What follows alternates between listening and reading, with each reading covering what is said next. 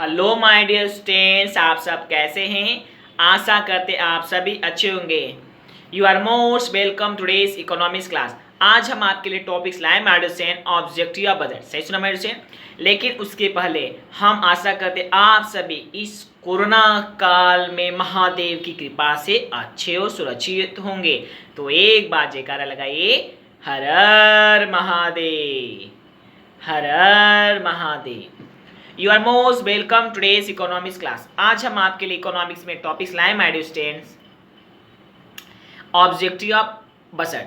There are mainly 6 objective of budget. पहला point है my dear students,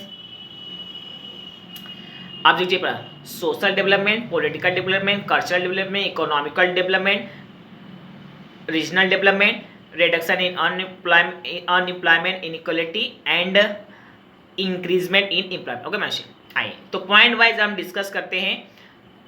पहला point है सोशल डेवलपमेंट। गवर्नमेंट जो बजट, पब्लिक बजट जो तैयार करती है कि किन किन मदों पे, किन किन सेक्टर में कहाँ कहाँ पे खर्च करना है, इससे हर सेक्टर में ग्रोथ और डेवलपमेंट होता है, चाहे वो एग्रीकल्चर सेक्टर हो, इंडस्ट्रियल सेक्टर हो, सोशल सेक्टर हो।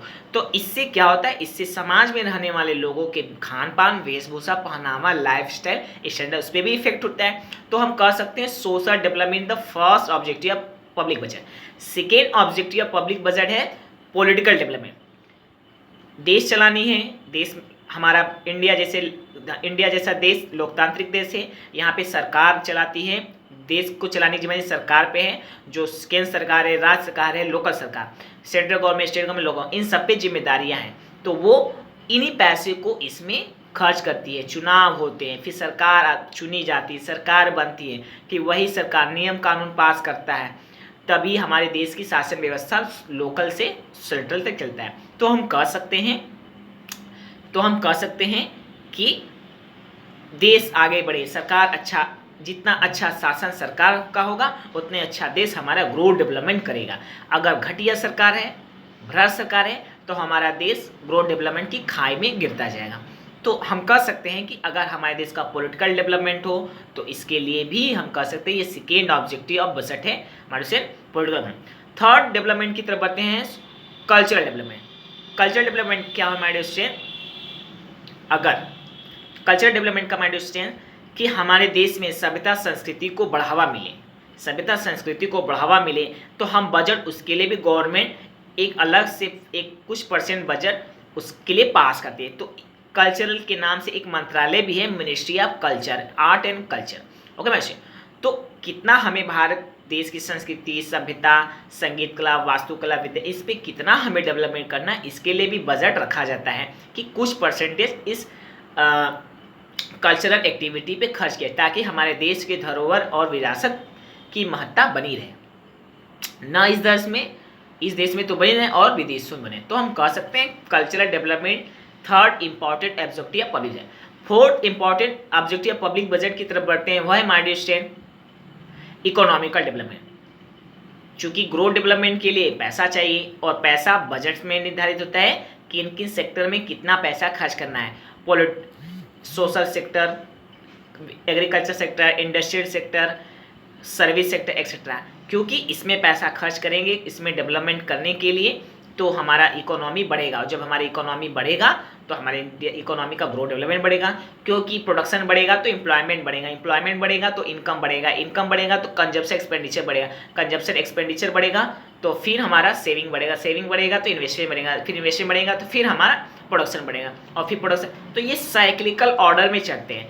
तो अगर मनी है तो कहते हैं मनी है तो हनी है, जब मार्केट में मनी आएगा तो प्रोडक्शन एम्प्लॉयमेंट जनरेट होगा। तो हम कह सकते हैं हमारे देश की इकोनॉमी या किसी भी देश की इकोनॉमी का ग्रोथ और डेवलपमेंट होगा। तो कह सकते हैं हमारे इकोनॉमिकल डेवलपमेंट ये चौथा इंपॉर्टेंट डेवलपमेंट है, इकोनॉमिकल डेवलपमेंट। ओके मेरे से पांचवा important objective of public budget की तरफ बढ़ते हैं, वह है हमारे stand regional development. Public budget का कुछ हिस्सा हम रीजनल डेवलपमेंट के रखते हैं, ताकि हमारे हर एरिया ग्रोथ हो। जैसे गांव है तो सड़क कैसे बनाएं, गांव से सड़क का विकास हो, ठीक है, ट्रेडिशनल सिस्टम से मॉडर्न सिस्टम का कैसे विकास हो, इस तरह से कोई एरिया बैकवर्ड है तो उसको फ्रंटवर्ड कैसे करें। तो ये सब भी हम रीजनल डेवलपमेंट के लिए हम अलग से पब्लिक बजट में कुछ हिस्सा रखते हैं। तो ये हम कर सकते हैं, ये पांचवा important objective public budget regional में। छठवीं और इंपॉर्टेंट ऑब्जेक्टिव पब्लिक बजट की तरफ बढ़ते हैं, वो है my dear student reduction in poverty and unemployment.